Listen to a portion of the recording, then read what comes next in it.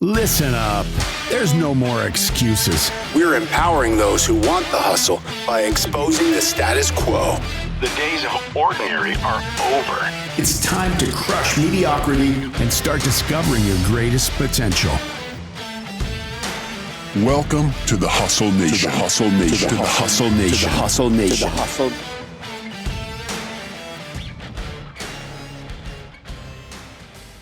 Welcome back to another episode of the Hustle Nation podcast. Hope everybody's having an amazing day today. I want to talk about a subject that's been on my mind for a while, but we're not going to make it political. We're not going to make it left or right. We're going to tie it into business and how to build a high performance culture where people are comfortable, people feel empowered, and a place where we don't have to worry about perfect, because perfect does not exist. And I'll touch on that more in a little bit. The topic is freedom of speech versus accountability in business. Now, obviously, this is a very interesting topic as of late. It's interesting for a lot of reasons, which we're not really going to go into, but freedom of speech, as we all know, you can say whatever you want. But what happens after we say it? Freedom of speech means you have the right to speak, but not the right to be free from consequences. And that's something that's really interesting in the workplace today. Again, this is not about politics. It's about how this plays out in business, leadership, and everyday interactions. Now, when I say we have the freedom of speech, we are free to say things. We're free to talk. And guess what? None of us are perfect. We're not always going to say the right thing. We're not always going to be politically correct, even when we're trying to be. There's going to be times where we say something with really good intentions that is kind, but is taken out of context. And again, that doesn't mean that if someone's offended or if it came out wrong, that I shouldn't apologize. Doesn't mean that there's not consequences, that someone can't hold me accountable for what I say and do in the place of business. But let's talk about freedom of speech in principle. One of the things we often forget is that if we tell a customer, our boss, something, or we post something online that is reckless or is political or will offend or upset half of America, whether we want to believe so or not, doesn't make it illegal, but it can hurt your reputation, your career, and certainly your business. And what we've seen is we've seen a cancel culture in today's world. And that's unfortunate that people will choose not to do business with you. And that is their right. That is their freedom, just like it is your freedom to do and say what you want. But what if we could change cancel culture? What if we could cancel culture? And I really think that would be an amazing thing. But let's acknowledge what that is first. Cancel culture is silencing or punishing without context. Whether that's good or bad, someone could very well have had it coming to them. And a group of people or an individual tries to go and essentially silence them or ruin them online. In one post, one singular post, one single message or one single action, whether it be in person or online, can do that. But let's flip the script and let's talk about what accountability culture is. And that is owning your words, your actions, and their impact. So again, pivoting from politics and focusing on real world business scenario, I want you to think about being accountable in work and how that can truly positively impact you, your role, and your business, or importantly, your career. What does this look like in business? Well, it looks like leaders being held to the same standards they set. So for example, you can and you should talk about your mistakes. You can and you should talk about your L's, your losses, things that didn't go right. And I associate this back with the movie 8 Mile. That's so famously known, where it's Eminem's life story. And he gets in a rap battle at the end of the movie. And if you've listened to this podcast before, you've probably heard me reference this story. But he leads in this rap battle by making fun of himself and literally anything you could think of and everything you could think of. And what do you do in a rap battle? Well, you try to belittle and make fun of the other person. Well, the other person started, and that's about where it finished. They had nothing to say. And I think in life and in business, it's great to call yourself out. It's great to pick on yourself in a fun, bubbly, meaningful way, because that creates a safe place for other people, right? You can talk about and you can set the example. Well, obviously that won't happen again. But you can talk about, hey, here's what I did, here's what I learned, and then here's what I'm going to do different. That is creating an accountability culture, but that's also creating a safe place for people to feel comfortable to make mistakes. Because what happens if you don't do that? There are a lot of businesses that, unfortunately, we may not see it as leaders, but other people may see it as a dictatorship. Just like I go back to that cancel culture, freedom of speech thing. Well, I can go online and say X, and 50% of the people agree with it, but 50% won't, likely. And the same is true in business. I may go around thinking I've created a safe place and a great culture, but 50% of my employees who report to me may not, because I haven't gone through the motions of talking about my mistakes. I haven't asked people about the mistakes they've made. I haven't made them comfortable talking about that or allowed that to happen. And that is something I think we all need to take a step back on and reflect on. So let's talk about how accountability culture works in business. So obviously one example is leadership communication, and I talked a little bit about that just prior. It could be as simple as a CEO making an insensitive remark, and obviously that can impact employee morale. It can impact negatively brand perception and even stock value. You can see people boycott a business, which certainly has happened a lot. Number two, we see customer interactions. Just could be a frontline employee says something silly on social media, something we don't even think would be offensive, and it makes an impact on the company image, and in return, customers boycott. So instead of focusing on the negative here, let's focus on the positive, and let's talk about what you can do.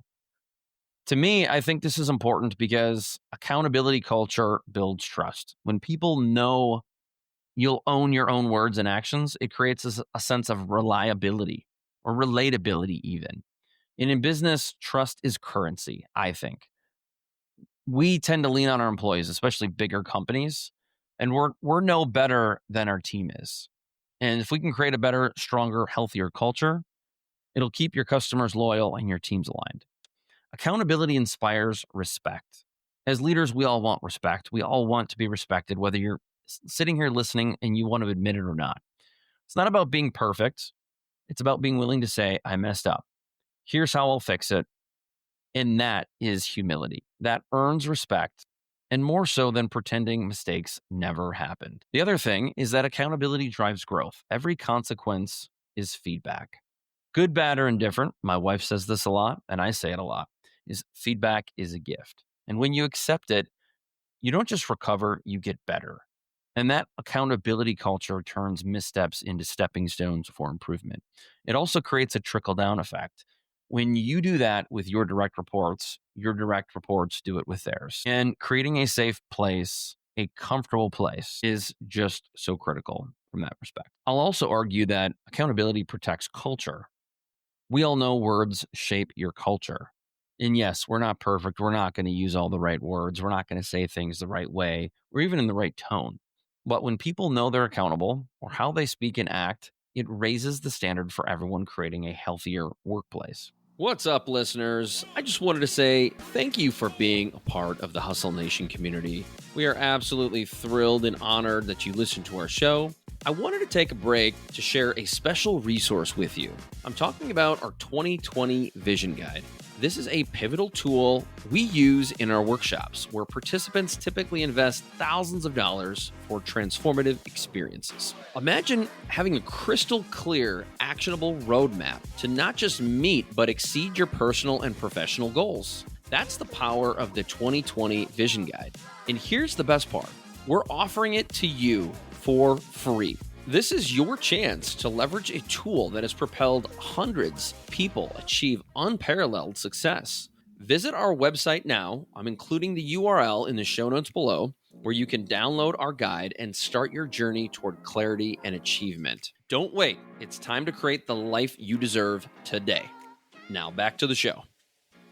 And finally, accountability is empowering, not limiting. Far from silencing people, accountability empowers them to communicate with purpose, knowing their voice matters and has impact. And I'll tell you what here, I've got an interesting story. Having worked in the marketing and sales business for a very long time, I look back and reflect on some of my best clients and some of my worst clients. And it's easy to say that half of my worst clients, it probably had a little bit to do with me. And with my best clients, it had a lot to do with me. Now, granted, you could argue that the best clients are the best because they're forgiving, they're kind, they're easygoing, they don't have unrealistic expectations. But when I look at the best relationships I have, those are the best clients.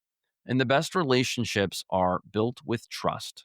And if I can single out any one of them, I look back and I say, what are some commonalities? And guess what? I've screwed up with every single one. I've made a lot of mistakes. And I'm guessing you have too. I know my colleagues have. It's something we talk about a lot. Perfect just doesn't exist. But specifically with these clients, I look back and I reflect on taking ownership, taking accountability and saying, hey, you know what? I totally missed that. I'm sorry. I don't have to say it won't happen again because I know it'll happen again. I know when to make a mistake.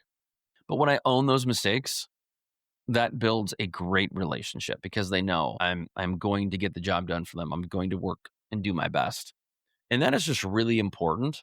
And I want you to think about and reflect upon maybe a client that you've worked with or a student or whatever your capacity might be. And think about what are some commonalities between the success that I've had? Because to me, it's when I take accountability that's when I can build longevity in business and in my relationships. So in closing, I want you to think about this not so much from a political standpoint, but yes, you can take a lot of these principles and these thoughts and you can apply them to the real world. Instead of going off online on people for comments they make, have a conversation instead. Hold them accountable in a different way. Have a private one-to-one conversation instead of putting things on a billboard and putting people on blast. And that is the best way to approach it in business, in life, online, wherever. Building a culture, building relationships starts with accountability, which the ethos of that is communication, is trust, is understanding. We're going to say the wrong things. We're going to offend people. And occasionally when politics comes into play, people won't agree. But ask yourself before speaking, does this align with my values, my company values? Even if you don't necessarily agree with some of the politics of people within your company or your leaders, does this align with the company? Or would this jeopardize the organization or my role with the organization? Could this harm relationships with customers, colleagues, partners, family, whoever? Am I ready to own the outcome if this message lands badly? And that's why we have to be methodical about a lot that we do. We have to be human. We have to sometimes think things through before we attack them, because that's what happens when people get canceled is they don't think things through. They act emotionally rather than acting methodically, rather than thinking about something. And so in closing, I just want to reiterate the big idea. Freedom of speech is a right, but accountability is a responsibility. And the best way to lead a business is to start with your own accountability, creating that safe place and letting people know that there is no such thing as perfect. And I want you to know that I wrote a TED Talk about perfect and how it is the enemy of progress. And if you listen to the podcast long enough, you've heard me say that there's a company out there called Quicken Loans, which has an amazing culture. They've written a book about their culture. And Dad Gilbert, the founder, created these Quicken Loan isms. And one of them is good enough. And they created that because they realized that the level of efficiency created by getting people to get things done rather than strive for perfection really, really improved the bottom line immensely. I don't remember what that number was, but it was a game changer. And they figured that if people could work on something for 45 minutes as opposed to an hour and 15 minutes, that they would be more productive and the company would benefit from that. And do your best work. Your best work may be very good, maybe B+ level, but you don't need A+ level. So I want you to go out there. I want you to turn this episode off and think about accountability. I want to encourage you to see accountability as culture, as empowering, not limiting. Think about the words you use this week. not just what you say, but the impact it creates. That's where true leadership lives. Thanks so much for listening to another episode. We appreciate the ears. If you haven't already, please consider leaving us a review on Spotify or iTunes. Don't forget to subscribe on YouTube, and we'll see you on the flip side. Peace. Thank you for being part of the Hustle Nation. If you're serious about raising the bar in your personal and professional life and willing to go all in on your success, head over to hustleleaders.com. Here you can get access to our Hustle Productivity ebook, attend our Hustle Masterclass, or challenge yourself to the 30-day Hustle Challenge. Pairing these tools and training with the Hustle Nation podcast will help you advance to a whole new level. Until next time, stay hungry and inspire those around you to hustle.